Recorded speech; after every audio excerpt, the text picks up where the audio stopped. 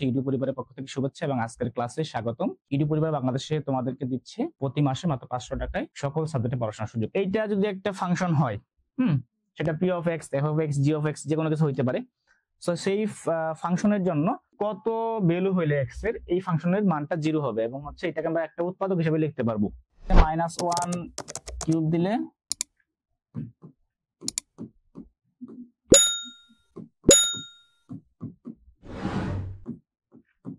দেখো তো কত হয়, -1 দিলে -1 হয়, এটা কিউব করলে। তারপরে হচ্ছে 2, এখানে হচ্ছে প্লাস হয়ে যাবে 2, এখানে -2, এখানে হচ্ছে +1। তাহলে আলটিমেটলি কি আসলো, a + 2 a + 2 -2 কাটা, এটা প্লাস এটা মাইনাস, তার মানে হচ্ছে আলটিমেটলি 0 আসলো। p of x = -1 হয়, তাহলে p of x এর মানটা 0 হয়। তা 0 হলে কি লিখতে পারি আমরা? 0 আমরা লিখতে পারি সুতরাং x + 1 p of x এর একটি উৎপাদক।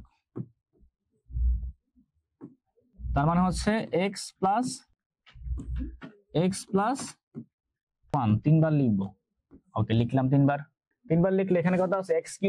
তার মানে এখানে x² দ্বারা যদি আমরা গুণ করে দেই তাহলে এখানে আমরা পাচ্ছি কি x3, ইজিলি পাই যাচ্ছে। তারপরে হচ্ছে প্লাস গুণ করলে পাচ্ছি আমরা x²। উপরে কয়টা আছে x²? উপরে আছে হচ্ছে 2টা, আমরা লিখছি কয়টা? একটা, তার মানে হচ্ছে আরেকটা লিখতে হবে। তো আরেকটা লিখলাম। এখন লাস্টে যেটা লিখছি ওইটা হচ্ছে x²। তো x² বানানো যায় কিভাবে? এখানে x আছে অলরেডি, x + 1 এর মধ্যে অলরেডি x আছে, তার মানে এখানে আমরা যদি +x দ্বারা গুণ করি তাহলে আমরা x² পাবো। ঠিক আছে, ওকে, x² পাইছি। এখন হচ্ছে প্লাস গুণ করলে হচ্ছে +x।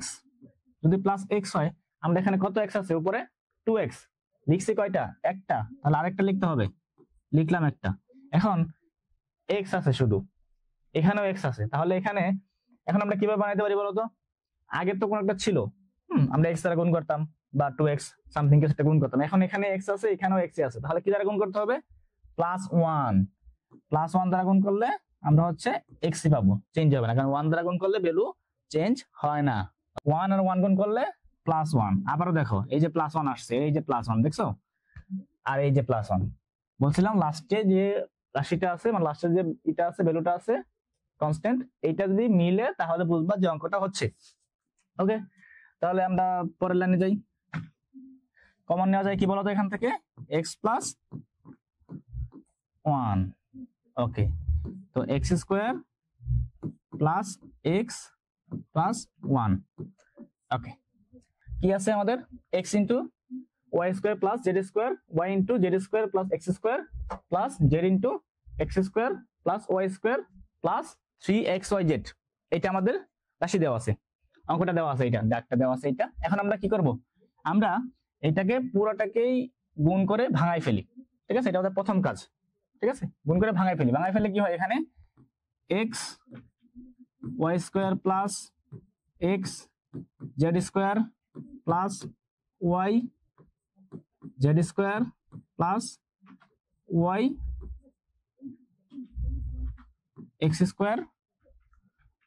+ z x² + z y², আর লাস্টে কি আছে? 3xyz। এমন কিছু নিতে হবে যেখানে কমন আছে। ঠিক আছে, কমন আছে, তার মানে আমরা যদি প্রথমে দেখি এখানে xy আছে, যে প্রথমটা দিয়ে করার চেষ্টা করি, তাহলে xy যে জায়গায় আছে সেগুলোকে একসাথে করি। ঠিক আছে, যত জায়গায় xy আছে সব জায়গা থেকে আমরা xy গুলা একসাথে করে আমরা সাজাই। ঠিক আছে, ওকে, তাহলে আমরা প্রথমে এখানে xy² লিখলাম। দেখো তার কোথায় xy আছে? এখানে আছে। ঠিক আছে, yx²। হ্যাঁ, আমরা এটাকে একটু সাজায় লিখি, x²y লিখি। ঠিক আছে, এই যে 3xyz, এখানেও xy আছে, তাহলে আমরা এখানে 3xy না লিখে একটা xy লিখি, তার মানে হচ্ছে xyz একবার লিখলাম। তারপরে কি আছে? xz, তাহলে আমরা xz আর কোথায় আছে ওইটাও লিখবো। ঠিক আছে, ওকে, তারপরে xz², xz এখানেও আছে, তার মানে এখানে আমরা লিখবো কত? x² z লিখলাম। তার মানে এখান থেকে আমরা 3টা ছিল, 3টা থেকে একটা নিয়েছি, তার মানে আরো 2টা আছে, তো আরেকটা নিলাম xyz জেড, এই যে এক্স আর জেড, এক্স জেড আছে এজন্য নিলাম, লাস্ট ওয়াই জেড স্কোয়ার, ঠিক আছে, ওয়াই জেড স্কোয়ার।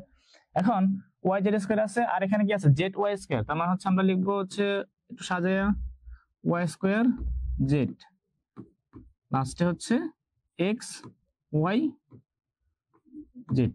ওকে, x Y Z.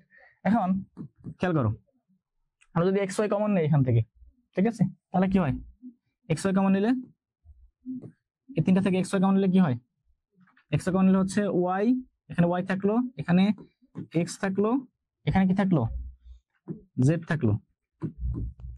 X Y common নিলে Y plus X plus Z. এখান থেকে যদি আমরা কি কমন নিই, এখানে এক্স জেড আছে, তার মানে এক্স জেড কমন নিলে, এক্স জেড কমন নিলে থাকতেছে হচ্ছে আমাদের জেড, এখানে হচ্ছে এক্স জেড কমন নিলে থাকতেছে হচ্ছে প্লাস এক্স, এখানে এক্স জেড কমন নিলে থাকতেছে প্লাস ওয়াই। পরেরটার মধ্যে ঠিক একই অবস্থা। ওকে, ওয়াই জেড কমন নিলে আমরা থাকতেছে হচ্ছে কত, জেড, তারপরে হচ্ছে ওয়াই থাকতেছে, এন্ড ফাইনালি এটার মধ্যে থাকতেছে কি, এক্স থাকতেছে। এখন বলো এখান থেকে তিনটার মধ্যে কমন কোনটা, এইটা, এইটা এবং হচ্ছে এইটা, মানে X plus Y plus Z common, তার মানে হচ্ছে আমরা X plus Y plus Z কি করতে পারি, কমন নিতে পারি, নিলাম কমন।